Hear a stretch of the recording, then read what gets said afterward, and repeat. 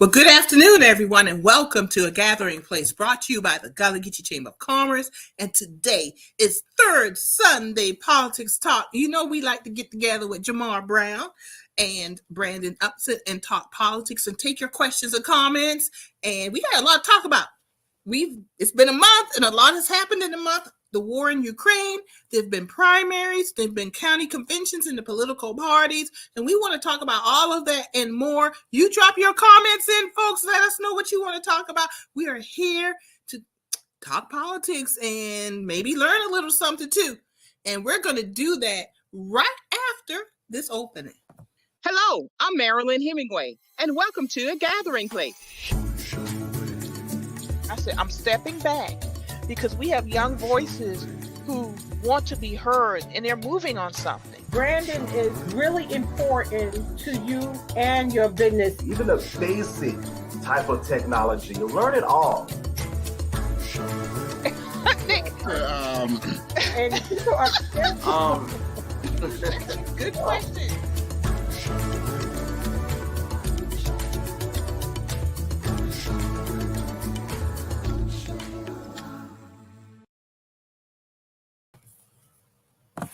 Well, we're back, folks, and let's just get started. Let's jump on in there and welcome our co-host, Mr. Jamarr Brown. Hey, Jamarr, you're muted. There you go. There we go. Hey, Marilyn, how are you? I'm doing. I'm doing good. That was me. Me. No, that's all right. It's all right. But I'm doing good. I haven't been with y'all in a while, so it's been a busy time. So I'm looking forward to catching up with you and Brandon and letting y'all know what's going on out here in Wild Texas, as we say. Yes, so I'm excited. And that's right. And thank you for the reminder about the Supreme Court nomination, because that is definitely huge. We're gonna start with that one, but let's go ahead and get Brandon in too. Brandon, how are you? I'm great, everybody. How y'all doing? Doing good. Well, you know how Jamarr doing. We thank God for being Jesus, and we still here. A little amen on that one there. All right. So I'm going to remind everybody, drop your questions and comments in the comment section, and we'll get to as many as we can. But we're glad that everyone's here today. And Jamarr, let's start with the Supreme Court nomination, since you kindly reminded me of that. Then we'll get into Ukraine war. But tomorrow, Supreme Court nominee goes to Congress, goes to the committee, Judicial Committee, right? Am I correct on that? Yes. Mm-hmm. And Stars answers some questions. And my question to you, Jamarr, and Brandon, we'll start with Jamarr, is what do you think is going to happen? So I think we have to sit in the history of this moment, that a Black woman will go before the U.S. Senate Judiciary Committee to be considered, but also to answer questions about how she approaches the rule of law. I think that's really important to highlight. I think Judge her background just speaks to a lot of our issues as well, and I'm looking forward to seeing those issues on the national scale. I think there's two parts to expect. There's a lot of back work that has happened before.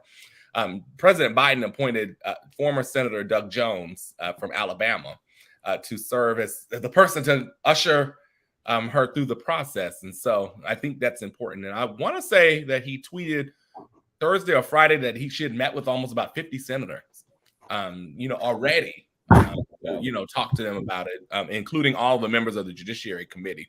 And I think that's very important to know.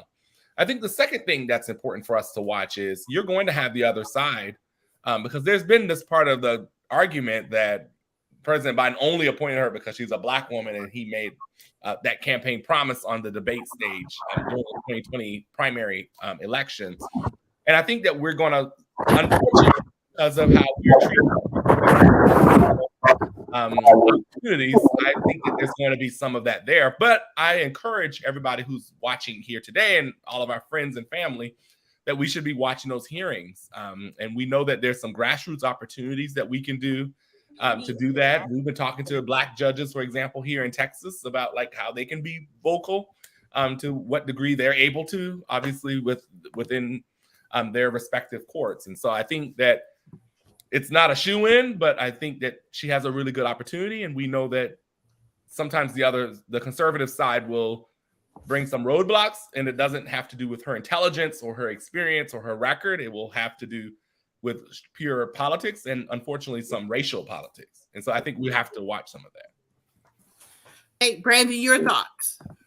I think this is going to be a clear and very simple example of the difference between the principles of the GOP and the principles of the Democratic Party. We're going to see a Democratic nominee come before the Senate for questions, and she's going to tell the truth. All of the the GOP nominated candidates for this United States Supreme Court got in front of the Senate and lied their butts off from start to finish. From Amy what's her name? Amy Barrett. She mentioned that case law. This is already in stone. I'm not going to try to dismantle Roe v. Wade. And look at what she supported. That alcoholic that they put on there, despite his record of abuse and mistreatment and abuse of power throughout from college till the day he got on the court.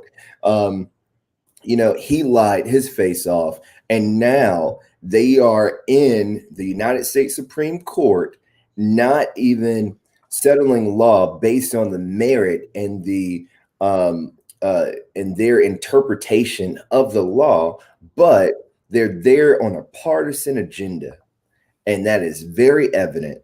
And I think when Judge Brown Jackson gets on the stand to answer questions, she is going to be truthful. And when she becomes the next Supreme Court justice, she is going to show us again the principles, and she's going to settle the law and interpret the law based on the law and not a partisan agenda. So, one, in response to you, Brandon, I think you give too much credit to the Republican Party that they have principles. I think at this point they don't have any principles. So I just wanted to say that. So Kudos to you. You're nicer than I am, I think. But anyway, and then Jamarr, my question to you is, if she does not succeed, because I'm kind of playing off a couple of words you say, if she doesn't get through the nomination process, then what happens? Well, I think that this is a little bit different than, for example, I think you all remember the Merrick Garland nomination that happened right before President Obama was leaving office. And I think the piece that's going to be important is this nomination is going to be considered both in the Judiciary Committee, but also I think on the floor. I think the benefit that we have this time is that we hold the majority leader seat. We have an opportunity to be able to do that.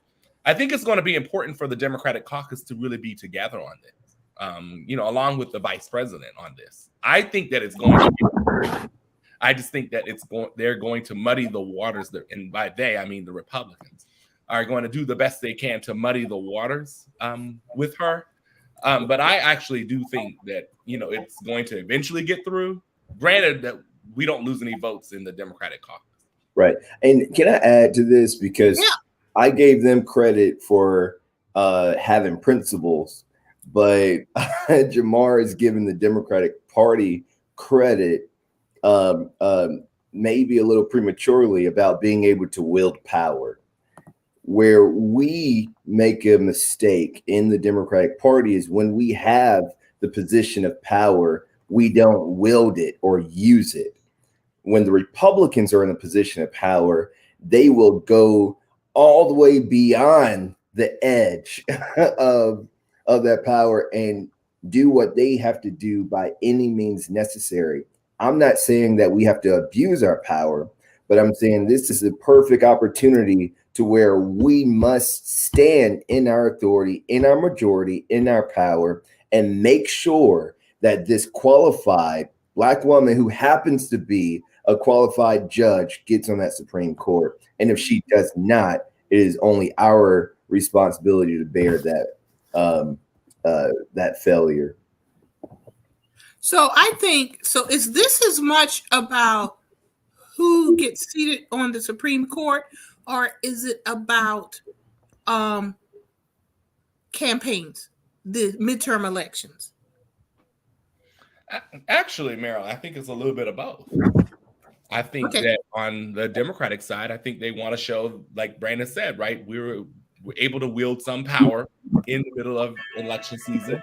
I think Republicans will use this to rally their base also as well. And we know that they use obstruction of Senate rules, abuse of Senate rules, and those sorts of things to block particular pieces.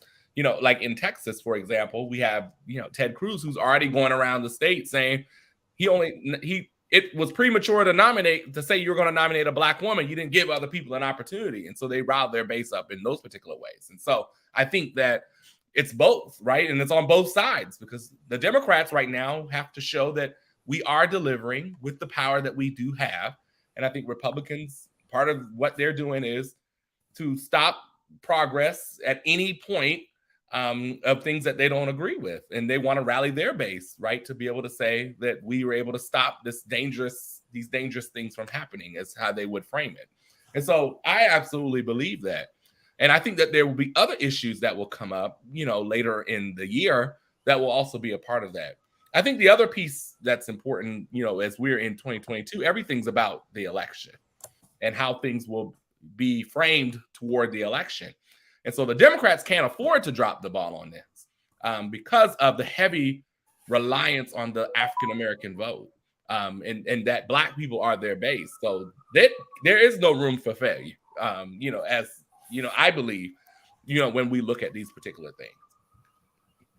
Brandon, touching on a little bit of what you were saying, do you think Manchin or Sinema are capable of tanking this? Would they tank it? And honestly, obviously I'm asking your opinion on this based on what this discussion is kind of revealing. Yeah, I have to say they are absolutely capable of tanking this. They are absolutely in a position to benefit from tanking this, because if you look at where we are right now, we're watching the reign of power of very corruptible, self-centered, and selfish people, because all of this is about their own self-preservation and not the preservation or progression of our democracy or the people that live under that democracy.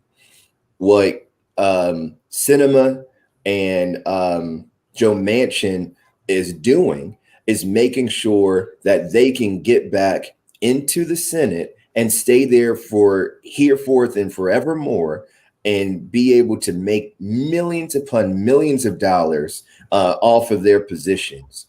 They don't care about the people. They don't care about democracy. They don't care about the Supreme Court or the rule of law. They care about their own self-preservation. And that's what they're showing us. So I don't hold anything, back when I think about them, because everything is on the table. We're going to move on to another subject, but I do want to say this because I want to come from a cultural point of view. I cannot tell you how important this is as a Black woman, to see a Black woman going through nominations, and I see her hairstyle,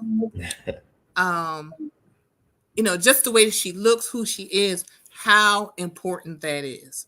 And I'm actually more excited today before the hearings tomorrow than I was when she was announced, because I think it's becoming more real now that this is really, going to happen, at least the hearings. And of course I want her to get on the Supreme Court. That's the bottom line. But you cannot, the cultural significance of her being on the Supreme Court cannot be discounted at all. And I think this was actually a really good discussion. I wish we could go further into it. This is probably a whole hour all by itself. But we need to move on to the next subject and everything. But do y'all want to say anything as we wrap this one up before we move on? Anything else we want to say? I think I want to add this piece to Brandon about Christian cinema. She comes from a coalition state, and I think that's something we have to recognize as well, because when you look at these, particular two individuals, I think that it is about making sure that the entire caucus stays together. We've got to show collective power. I know that y'all love being a big tent party at the Democratic Party, but I think it's that, and I think Arizona being a state has got to be. It's got to be right. And then the second piece that I want to share, I think, as it relates to, as you said, Marilyn, there are so many people who are watching this. And so, like I said, they can't afford to let this ball drop. The Republicans are going to do their shenanigans because that's what they do, right? They're not there to govern. They're not there to expand democracy or representation. And so we've got to make sure that we're calling our Democratic senators, right? So I think we do a lot of this advocacy because we want to be against something. Sometimes we need to be for something. And so we need to be calling our senators and reminding them every step of this process that we believe that she should be not only heard fairly, but also voted and confirmed as a member or a justice on the Supreme Court. And so I think that, I want to close this as reminding people that we still have to take action. We can't just sit back and watch the hearings. We still need to be calling and putting pressure on senators because it's not in the bag, as I said, right? We've got to move this thing through the process. And because things come up through the process, it's easy because of the narrow margin in the Senate. It's easy for somebody to flip. And so we've got to keep that pressure on. So I just want to remind people of that. And I'm glad you did, Jamarr, because it reminds me of our local. I had a very recent conversation at the nephew of the owner of one of our Black restaurants here in Georgetown, and because we're a tourist town, we get folks from all over. And he was telling me there was a Black couple from West Virginia that came into the restaurant. And they got obviously into conversation. And he was saying they like Joe Manchin because he tells it like it is and he doesn't follow the party line. So I bring this up as we could be mad at Joe Manchin, but it's also part of our responsibility that folks who look like us keep Joe Manchin in office.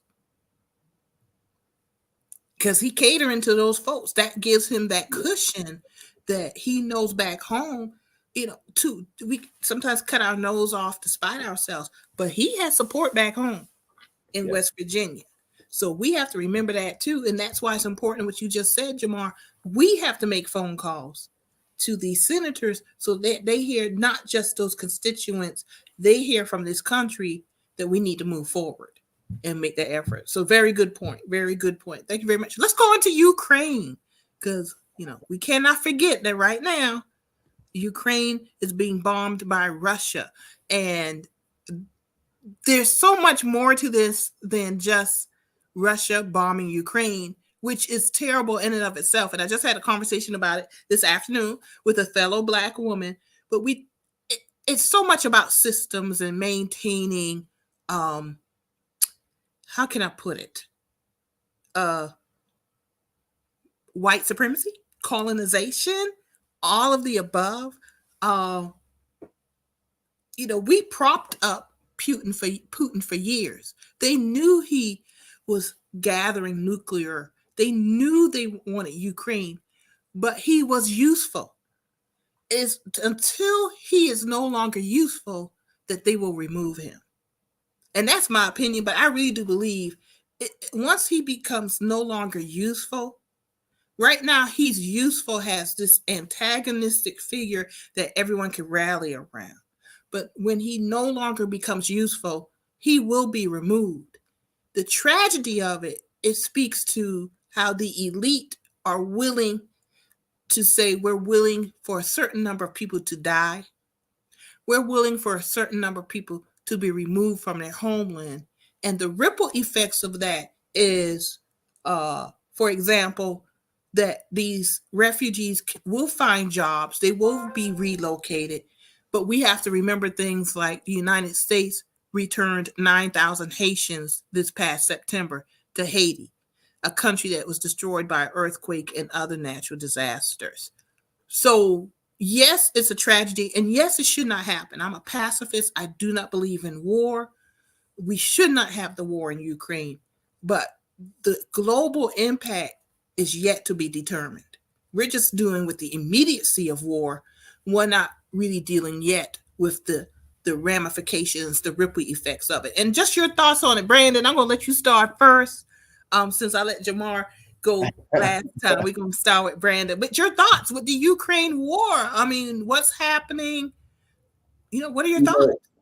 This is another display, a display of selective humanitarianism, where we are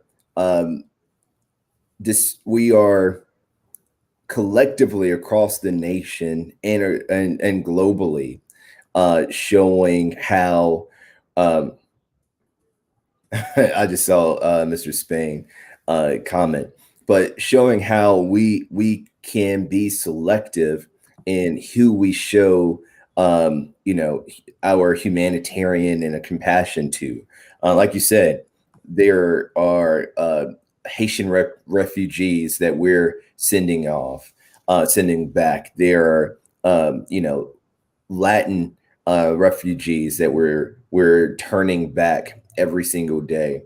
But it seems like when something happens south of our border, it's not a crisis, is not a priority.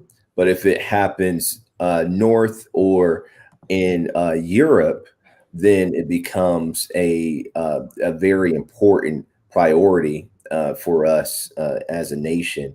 I look at this when I was working as a whole house water treatment analyst. I would go into people's houses and test their water. But there was an EPA regulation as for how much arsenic was allowed in your water, particulates per million or 100 million. And, situations like this is where we're okay with, a certain amount of corruption, of devastation to happen. That's our tolerance point. But once it crosses that threshold for one of our interest groups, then all hell breaks loose, and we gotta open up the pocketbooks, open up the war chest, open up our allies and start getting involved. And if you don't fall in line, then you are not a patriot. And that's what I'm seeing with this whole thing. We got some really good questions. First, JD Spain, what does the panel think the United States should do? And we're going to get to these questions, y'all. Is Ukraine first strike in a renewing contest for imperial dominion? And is China wondering what Russia has made possible for its own imperial ambitions? Jamarr, first your opinion about what's going on in Ukraine war, and then we'll get into answering the questions. Your thoughts, Jamarr. Well, Eric's question kind of goes along with what my opinion is. I think, like you said, Marilyn, at the top of this part of the conversation, where people have praised Putin for the power that he wielded for all these years, right? Until they to a point where they're not able to utilize him anymore. I've always been of the belief, and I think many folks have been of the belief, that Putin has wanted world domination, and so this is about building a system for a dictatorship. And Putin's been putting this piece by piece by piece. And I believe he was elected in 2000. So he's been president of Russia about 20 years now. Mm-hmm. And so 20 years, and we haven't, a lot of us haven't done anything about it. And so it's been 20 years of putting these systems.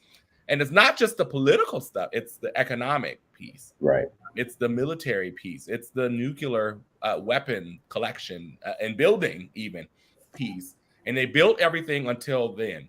Now, I know that President Biden has put forward, various sanctions, against Russia as well. My thing is, I think that when someone has had 20 years to build toward imperial or world domination, I don't think sanctions is the immediate thing. I understand that we're not trying to immediately just go to war with Russia in those particular cases. And I know we've been working with our allies at NATO. And so I think the conversation that we have to have is, there's two parts, right? One, how are we fighting against this imperial domination that Eric talks about in his question, which is what I was going to go along, because there are other powers in the world like China and other countries that are only going to follow suit and have already started to follow suit in some cases. So I think that there's a lot of ramifications to come, and some of those ramifications we're not going to see for a while. I think the second piece is this humanitarian question that comes up. And I think that sometimes we have to be very clear about what is the criteria for the U.S. stepping in around that. And so Samantha Power, who is the USAID administrator, I believe last year, because Brandon used the Haiti example, I believe last year the U.S. committed about $30 to $32 million to federal aid toward Haiti. And I think that one of the things that's very important as well is we've got to be mindful of what is the system and what is the criteria and how are we doing that and how are we doing that in an equitable way, right? Because there are many countries, around the world that we could be helping, right? If the goal is just to help other countries. And so I think that we've got to start having that conversation, really thinking about that. The other piece, because we're all Black here, at least on this panel, is, I think about even in Ukraine, what I've been sitting with is the treatment of Black people in Ukraine in the midst of this.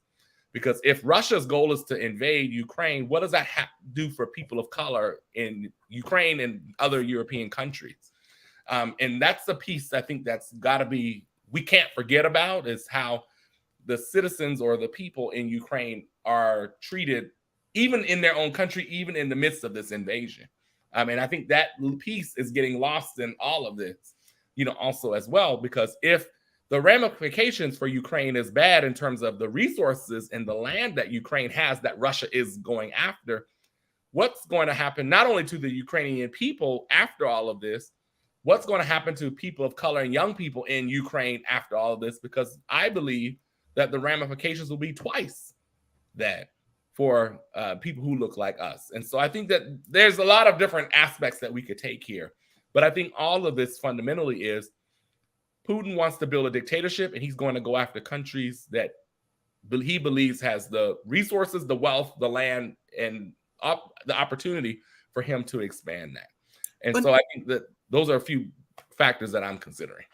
I think he does want to expand the authoritarianism, and also the other aspect of it, one other aspect of it is he hates NATO. He hates NATO with a passion, and that comes out of his KGB background and everything also. So that's playing a part in it. And I want to go question by question. So the first, because I got my opinions. What does the panel think the United States should do? Now, this is my opinion, is they need to take Putin out. I actually don't think we need to go to war.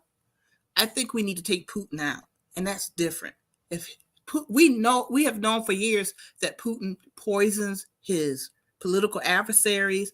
He poisons and imprisons people that he is determined you violated the state rules, et cetera, et cetera, et cetera. I don't like the journalism. Let me shut you down. Let me kill you. Let me imprison you. No one should be surprised about Putin, but because he's considered white, he has been given a great amount of space to build this dictatorship. And we cannot discount that colonization mindset, that imperialistic mindset that has allowed NATO to give him the space to get into this position. So they're going to have to take him out. And then the next question, it does come back to China.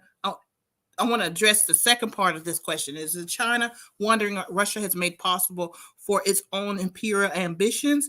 That has nothing to do with it. China is doing what China is doing. China is colonizing Africa even as we speak. They've been doing it for years. They're rebuilding the Silk Highway because China's going to Africa for its natural resources. The only difference between the colonization by China and the European countries who met over 3 days and split up the continent of Africa is that they were white and European, and China is Asian. That's the only difference. They too are colonizing Africa. That has nothing to do with Russia, which actually gives us space, a very cynical space, to meet with China and negotiate with them, because they'll throw Putin under the bus. When it's all said and done, China will throw Putin under the bus because their ambitions are greater than Russia. Russia actually has a weaker economy than China. Now it has been exposed that their military is very weak. So I think the negotiating with China is appealing to them wanting to continue colonization of Africa, which is a totally separate issue. And then you got to look at Taiwan and Hong Kong also. That's what you need to look at. I think Putin has it's going to be revealed in the long term that he's overplayed his hand, and the result is they're going to take him out. I hope that they don't go to war, because we all know rich men send our young men and women to war. That's what's going to happen. It's not going to be the people who are going to really benefit from this. And there was something else.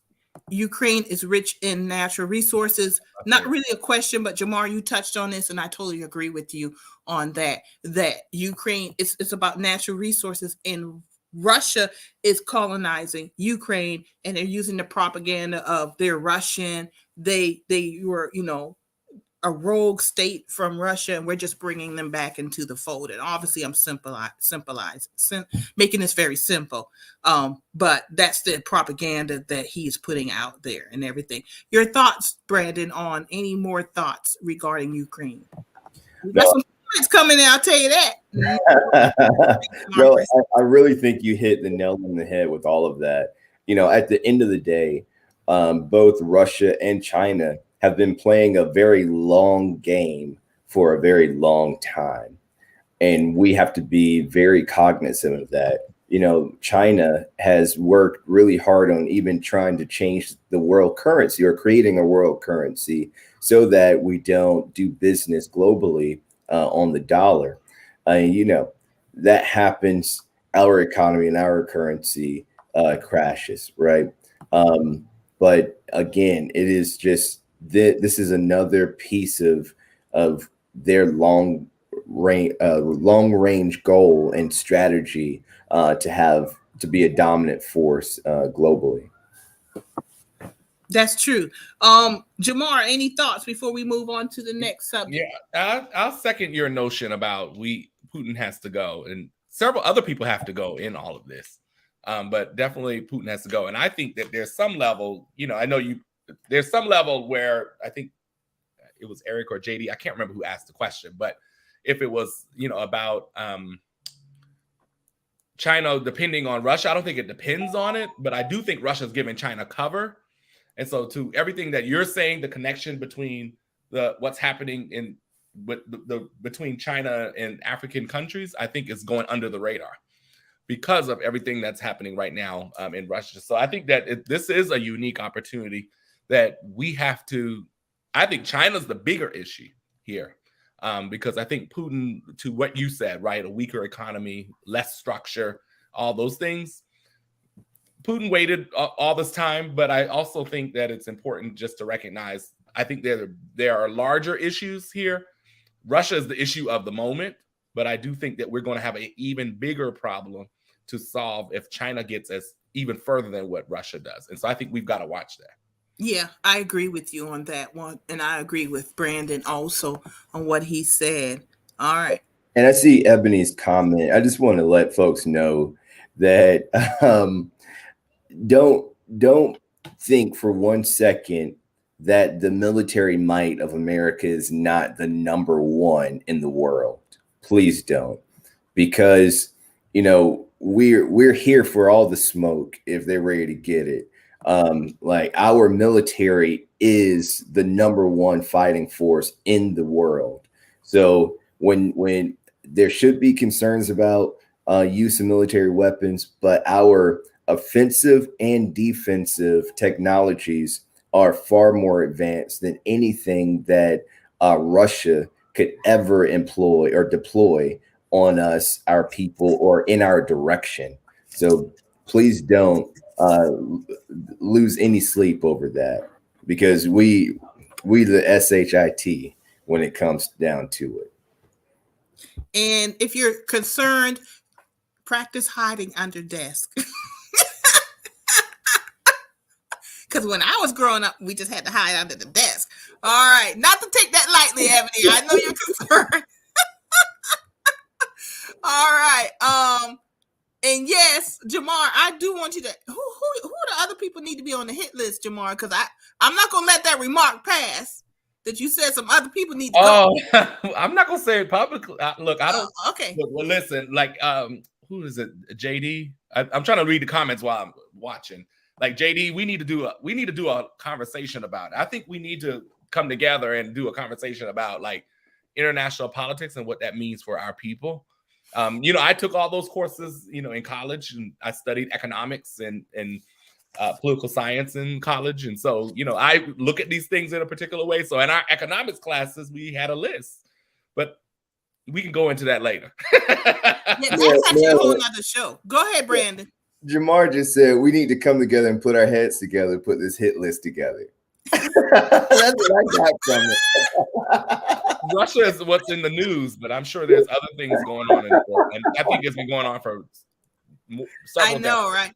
right? But I do agree that we do, our people, and I've said this before, I think we've said this before, Black people need to get more knowledge about global relations, international politics, desperately and quickly, because it's not just this black and white racial issue in the United States, it's the entire globe.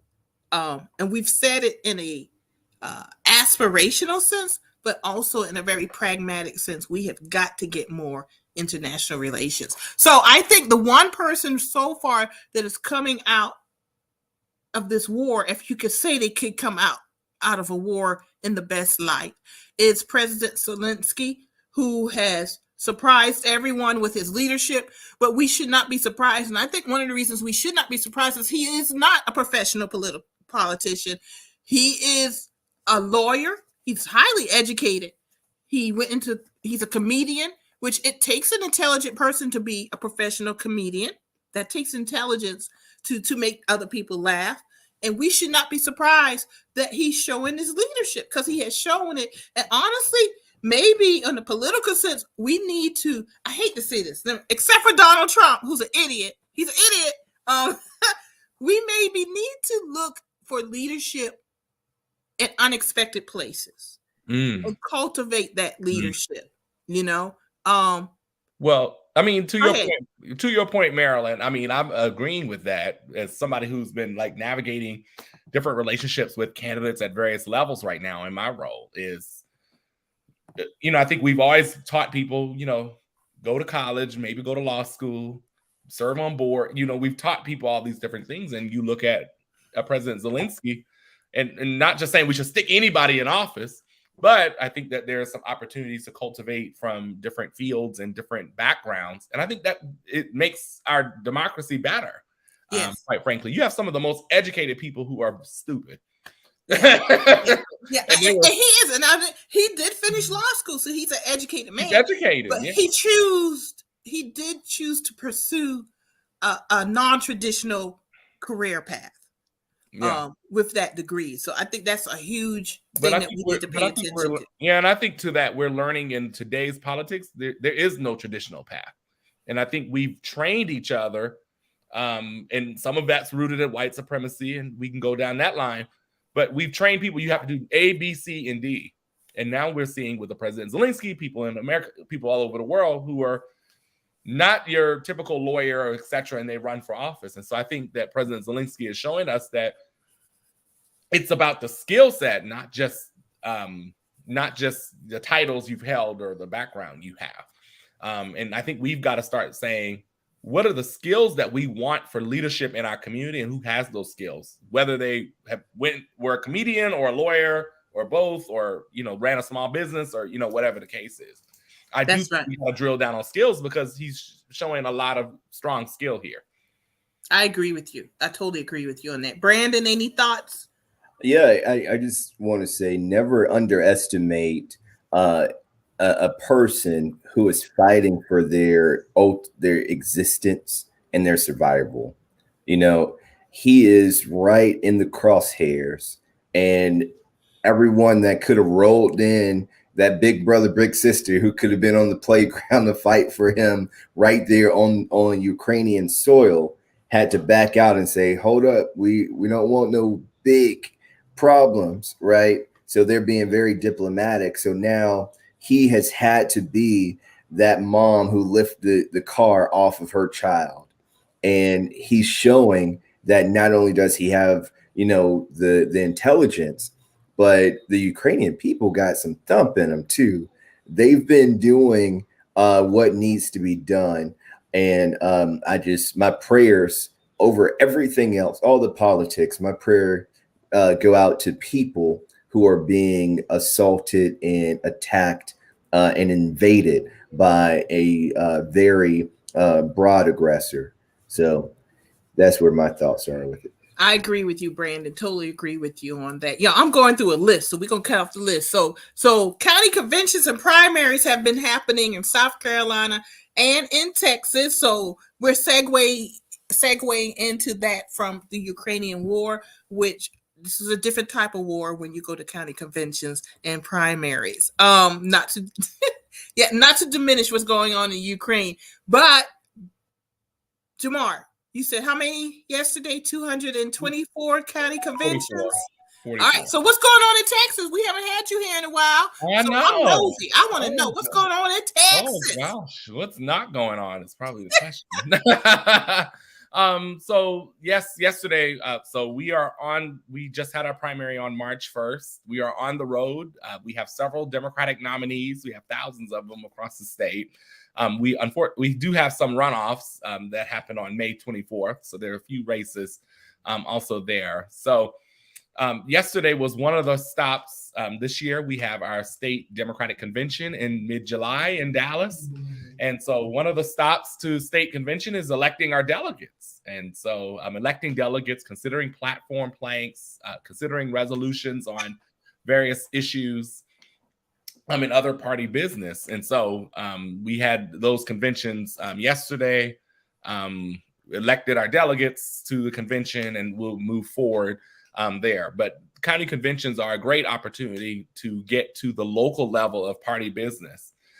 So I encourage people, we just had ours in Texas, and I think some happened in South Carolina as well. But the county parties make up the Democratic Party.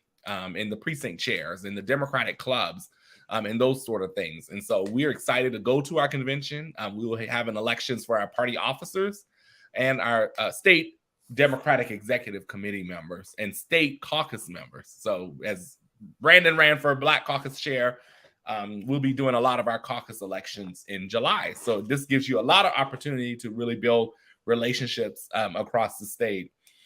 As it relates to our primary, I literally call it the Wild Wild West for that very reason. Texas was the first primary election this year, and everything we saw is what we warned folks about going into the fight for the Freedom to Vote Act last year.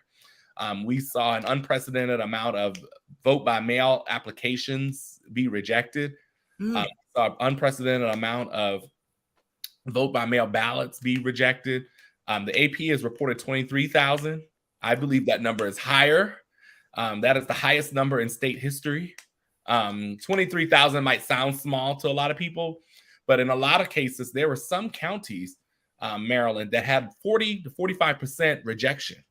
Wow. And these are folks that vote by mail, elderly folks, our disabled folks who need to vote by mail, our military families who need to vote by mail. And so statewide, the number reflects single digits because that's the narrative they want.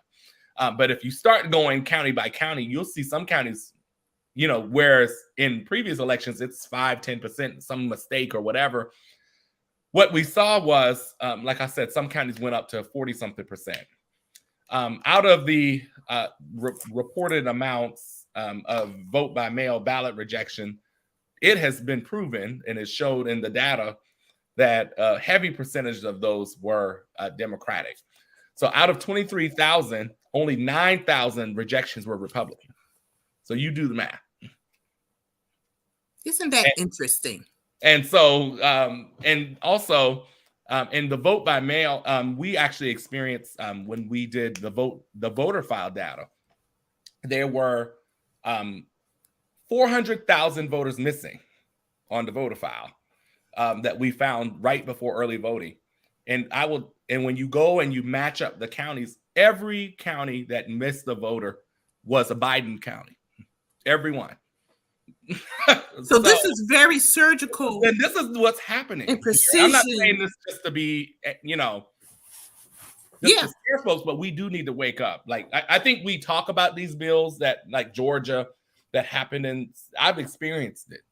And we are experiencing it right now. We had polling locations closed. We've had counties, one county in South Texas had in 2020, 80 locations. They moved it down to 41. So we had less workers. The Secretary of State did less training with the election officials. We were receiving vote counts late. There were several counties that, because of just everything that was happening, and a lot of those locations closed because there weren't people to work them, because they changed the laws to where they changed the oath that election workers would take, or those sort of things. Voters that, typically rely on someone who assists them. So let's say, for example, you have a personal assistant or a medical assistant who may drive you to do like curbside voting. Those assistants, if they were to help you vote, had to sign a new pledge. And that when you signed that oath to help that person, you were signing that you knew you could go under perjury in the state. So that's intimidation. And now, if you were to help a voter vote, so if, let's say, Brandon, I was your personal assistant and I was helping you, I help you do your business, right? And part of your personal business is voting. So I would have had to sign that affidavit, and I would have had to indicate to the state whether Brandon pays me or not. Like, it's stuff like that. Okay, go ahead. Things to scare people, to drive people away, to cause mass confusion, and they did cause mass confusion. Also as well, they're being prosecuted. They also passed that campaigns could not directly mail people applications to vote by mail. The lieutenant governor who moved the bill through the Senate sent a campaign official mailer under the lieutenant governor's office to thousands of Texas voters. They broke their own law. And so we have the state party has filed a complaint with several district attorneys' offices across the state to have that looked into. And this is why you need district attorneys, right? Because, when these things come up, you have to have people who are going to do that. And so we filed that. I can't talk about it because it's still under consideration, but we filed that with the Travis County. They just opened a new election integrity unit. And so that is being looked into. Another member of Congress, actually, Dan Crenshaw, he did the same thing, sent it under his campaign. And so the very law that they actually wrote, they did not even follow. Because the point is for us to follow the law. So there was a set of rules for Republicans and clearly a set of rules for Democrats. And so when I say it was the Wild Wild West, we took about 4,000 calls. We have a voter protection hotline at the Texas Democratic Party. We took 4,000 calls in under a week because people were having issues with that. Part of the vote by mail rejections came because they added an ID requirement. So there's two parts. There's the ID requirement. You had to put your social security number or your driver's license number. We had to encourage people to put both, because what did not happen before they were considering the vote by mail applications is the Secretary of State did not go to the Department of Public Safety, who issues the driver's licenses, to pull all the data to have the license. So if they didn't pull the data, if your license wasn't on that list, you got rejected. Then when you signed your application to vote by mail, you had to sit to sign it. They scan it at your election administrator. If you did not get rejected and you received a ballot, you had to have the same exact signature on your ballot. So we found that a lot of people got their application approved, but their ballot got rejected because the signature wasn't the same. Like, this is what's going on. This isn't like made up stuff. No, I believe you. I think that a lot of the conversation that we were having when you look at Georgia, Ohio, North Carolina, Georgia, Texas, these states that, we've been talking about. I think we talked about it a lot in hypotheticals, and Texas was the case study of what's to come for especially in these southern states. Yeah, where they definitely feel that their power is threatened. So I don't say this to scare all of your viewers, but I do want to set a reality check as someone or one of several people that have gone through these different pieces. The president of the AFL-CIO, his 97-year-old grandmother was turned away from voting by mail. She voted by mail for 20 years. She was not able to vote by mail, and they were able to get her to the polling location. I had a state representative, an elected official, call me. He showed up at his location to go vote. He wasn't on the roll. This is an elected official who holds office and makes laws in the state. And so these are the types of messages that people need to be aware of. This is the type of thing.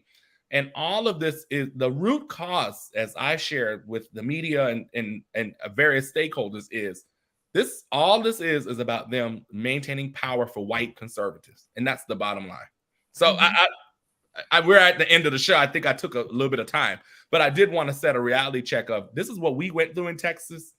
I know different states have different procedures and different laws and those sort of things, but this is why 56 legislators went to Congress to say this is going to happen. And that law did not pass, and we don't even have the federal protections. And so I'm going to jump this off to Brandon, but I do want to say this because Brandon, and we've heard this quote, but he said it yesterday at the county convention, all politics are local. And what you gave us is literally an entire list of practical application of laws that were passed to suppress the vote and not allow people to vote, period. So you gave practical examples. Then the second thing is, and I do want Brandon to talk to this, is to the whole what you just shared with us. District attorneys taking that they broke the law to the district attorney, they also know that that's going to take time to work its way through the process. And that in and of itself is part of their strategy to just grind down the wheels of justice. And I talked about this yesterday at a meeting after our convention and today, how Republicans will just grind you down. The system grinds you down to the point where you don't want to fight. It creates apathy. So not only are they having the practical application of voter suppression laws, and we're seeing it in real time in Texas, we also have to figure out how do we motivate people getting out of that grinding to get them to pay attention to what's going on. So Jamarr, thank you for listing those, because I'm even shocked, and I've been doing politics a long time, to the extent of what they're doing. And people do have to know. We have to know this. We have to know this. And quite frankly, ultimately, we have to make a decision as individuals to get over ourselves, be more sophisticated, and go vote. Brandon, your thoughts regarding that and everything that Jamarr just told us. I think that Eric Grant in the comment section said it the best. The Republicans have mastered the art of making, and I would say, logical, rational-minded people who try to ring the alarm sound like they're crazy, right? And then once things actually unfold, no one took heed to the warnings because they got tricked by the Republicans, right? We had 26, like Jamarr said, go to Congress to ring the alarm. The House did its job, but when it got to the Senate, it got killed. Right. And again, I have to go back to what I mentioned earlier, is when you have the power, what are you going to do with it? We have the power, the majority in the Senate, We haven't done the things that we needed to do with it to protect our democracy, and in turn to serve and protect the people of the United States. What Jamarr just described is not just atrocious. I can't call it horrid. There's not a word strong enough for it, but it is like anti-democratic, and that's their goal. They're trying to dismantle our democracy. Go ahead, Jamarr.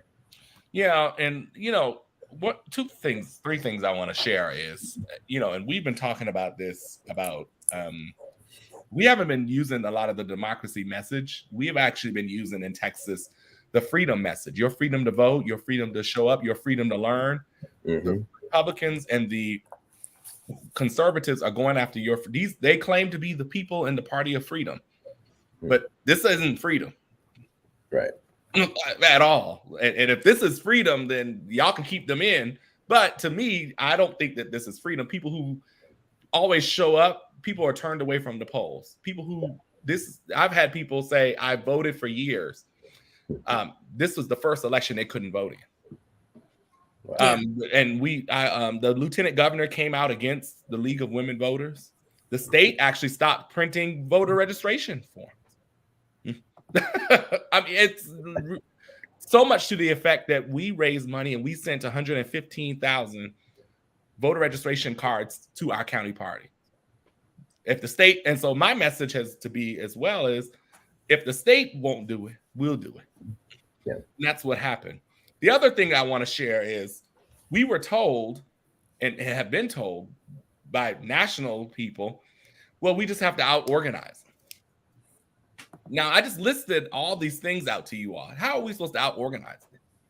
At some point, when they intentionally go in to break the system, it is not just on us to do that. Now, I'm proud to report we still got over 1 million votes.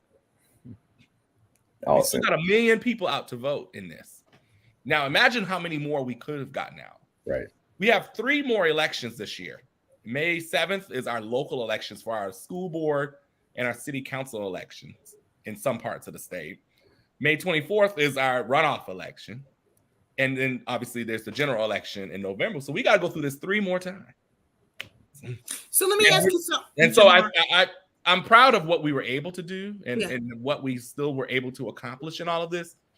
But there's still this level of not just undermining democracy, you're breaking a system, and then you're expecting us to just deal with the ramifications. And so I think we're balancing, right, of how do we still get people to participate in a process that we're clearly showing that's broken, right? And how do we move forward to elect people, in my opinion, not just Democrats, but how do we elect people at every level?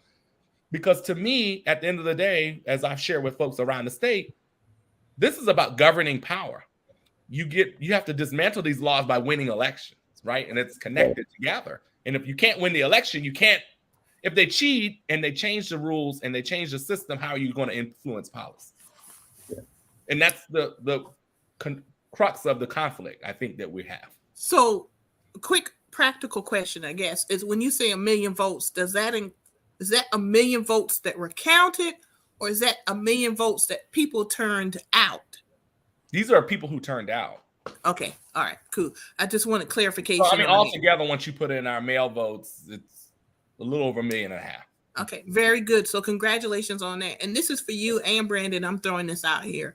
And it goes to what you just finished saying, Jamarr. I think one of our worst enemies is, and I'm going to pick on Joe Manchin because he likes to throw out that he's a moderate centrist. And you hear it from the Republican side also. If we only had more centrists, if we only had more moderates, that kind of whataboutism, that there's problems on both sides. Right. The problem isn't radicalism on the Democratic side, left side. The problem is the radicalism on the right side. But they have shifted the narrative so far to the right that we think just merely saying what you said, exercising the right to vote, exercising your, the ability to vote without hindrance, is a radical concept. And that is not a radical concept at all. To exercise your right to vote. So a very dangerous element of this is people saying, if people would just come together and work across the aisle, I need more centrists and I will vote. I need some more moderates working together. We cannot work with a party that has no respect for the Constitution, no respect for the rule of law. Joe Manchin likes to say he can work across the aisle because he doesn't want the left is basically, that's just throwing out the Constitution. The Constitution has already been thrown out. Yeah. The rules have already been thrown out by the Republican Party. And this goes back to Branda's earlier thing, where you give them much more credit to say they have principles. They have no principles.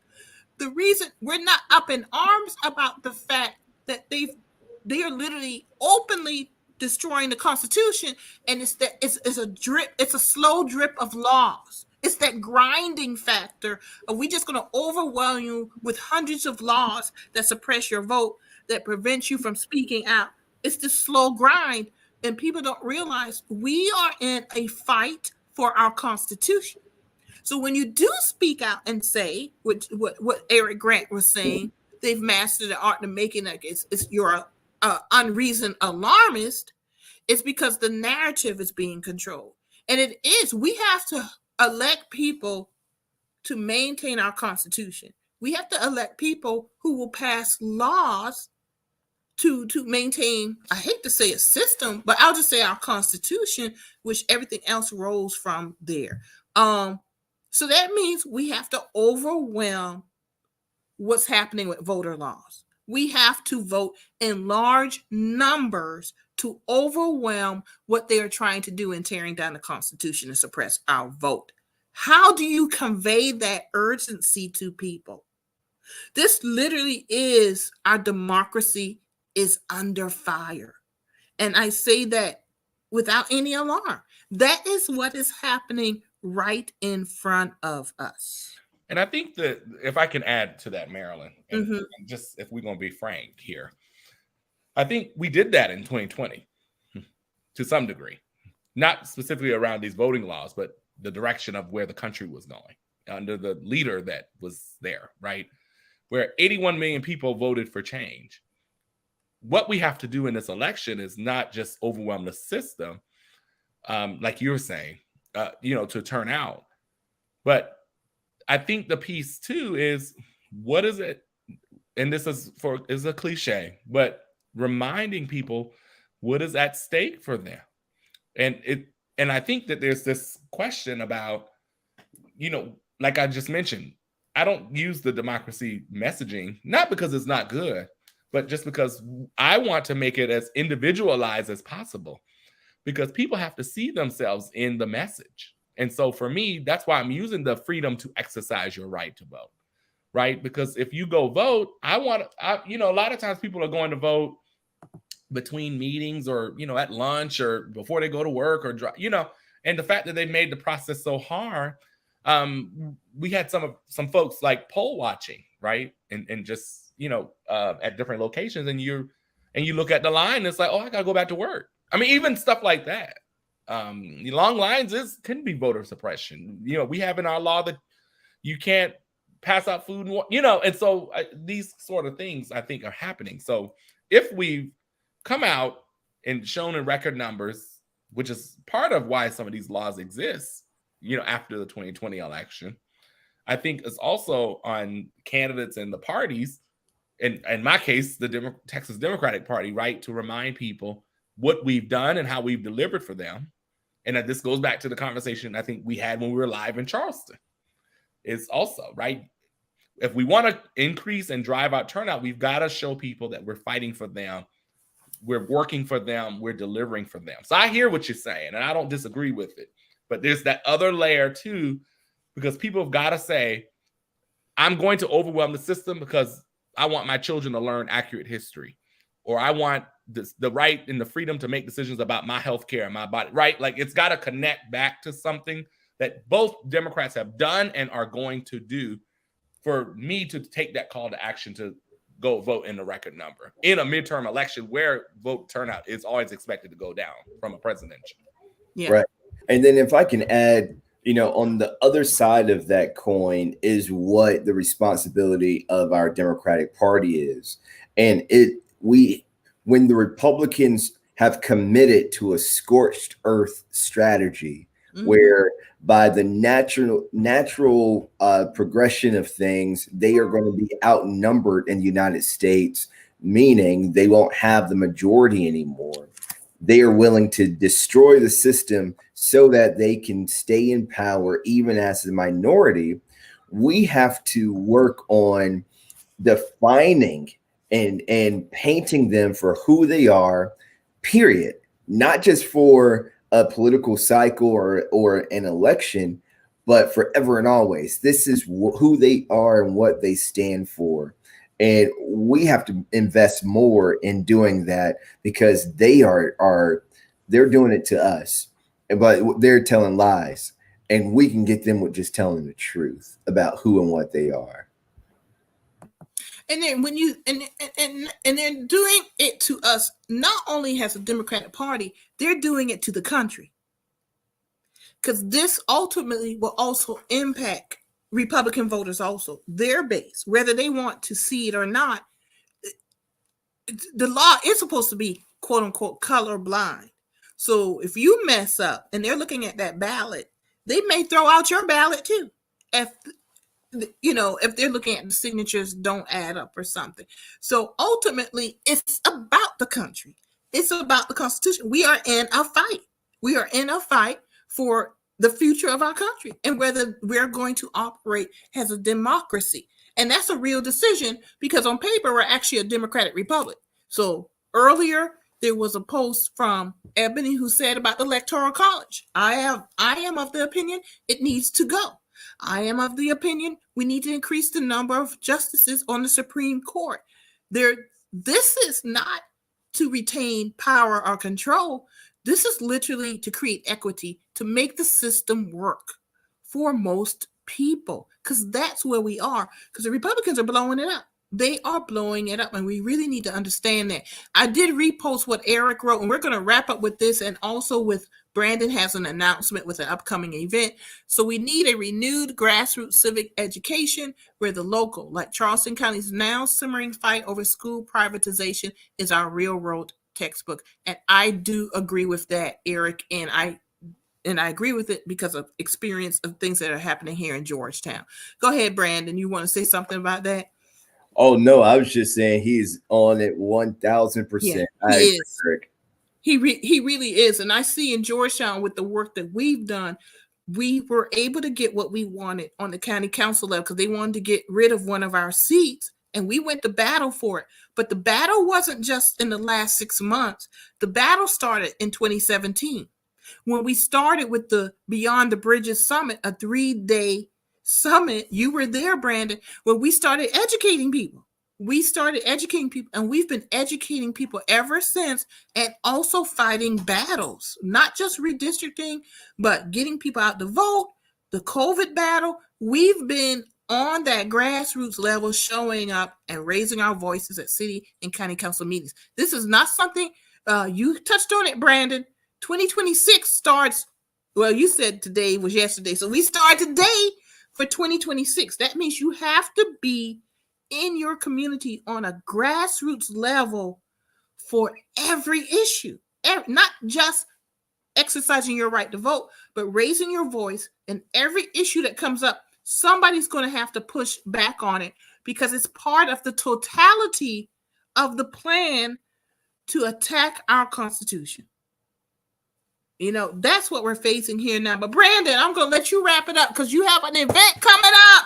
South Carolina Democratic Party Black Caucus has an event coming up. Can you let us know what's going on? So we have our inaugural South Carolina Sunday dinner, and this is our banquet and fundraiser. We're honoring trailblazers such as former Senator Maggie Wallace Glover, Reverend Jesse Jackson, and over a dozen others.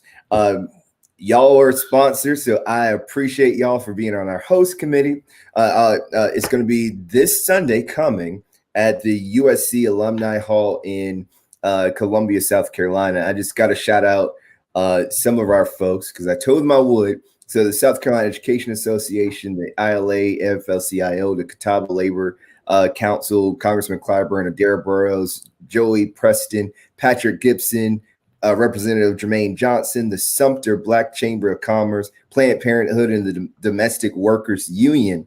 All of those folks have made a contribution of $1,000 or more to make sure that this is a very successful event, and everything that we raise from this banquet of fundraiser is going directly into our Black Voter Motivation Program so that we can start to close that gap. In 2018, more than 410,000 African Americans did not vote, and our candidate lost by less than 40,000 votes. So if we could get a tenth of those folks to turn out, we can start to move the state in the right direction. So that's what we're doing. Thank y'all for your support. Thank you, everyone out there. We sold out of tickets 3 times already, and we're not going to increase it again.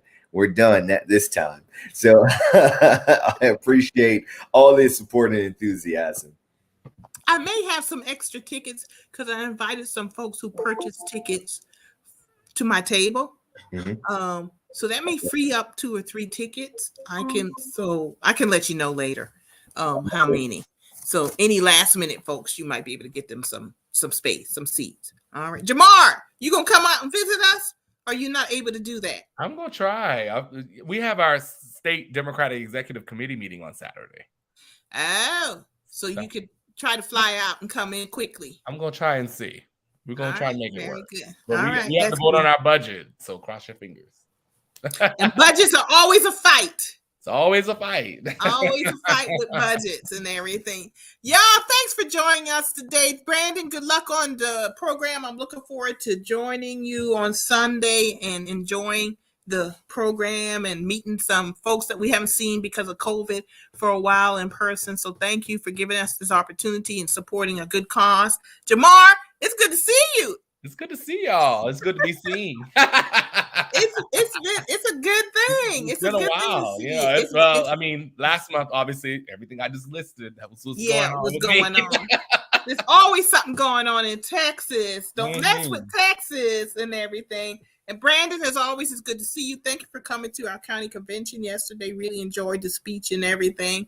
And make sure we got everything here, I think.